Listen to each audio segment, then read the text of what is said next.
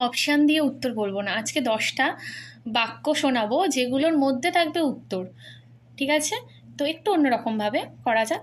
আজকের প্রথম যে বাক্যটা শোনাবো, তো তার 1 নম্বরে যেটা আছে, 27তম জাতীয় যুবক দিবস পালন করা হলো মহারাষ্ট্রের নাসিক শহরে। এই বছরের থিম ছিল my Bharat Viksit Bharat @2047 by the youth for the youth. 2 number, নতুন আইনের মাধ্যমে কুকুরের মাংসের ব্যবসা ব্যান করল দক্ষিণ কোরিয়া।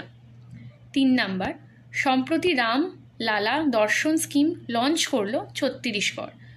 4 নম্বর, ওয়ার্ল্ড ট্রেড অর্গানাইজেশন WTO এ ভারতের রাষ্ট্রদূত হিসেবে নিযুক্ত হলেন সেন্থিল পান্ডিয়ান। আপনারা যদি পিএসসি ক্লার্কশিপের জন্য অ্যাপ্লাই করেছেন আর আপনারাও পড়াশোনা করতে চান, তাহলে নিচে দেওয়া নাম্বারে যোগাযোগ করতে পারেন। এর মাধ্যমে আপনারা অনলাইনের সুবিধা পেয়ে যাবেন।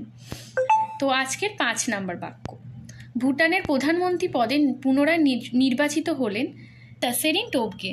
6 নাম্বার বাক্য, হেনলে পাসপোর্ট ইন্ডেক্স 2024 ভারতের স্থান 80। 7 নাম্বার, সম্প্রতি 87 বছর বয়সে মারা গেলেন হিন্দি লেখক হরিরাম দ্বিবেদী।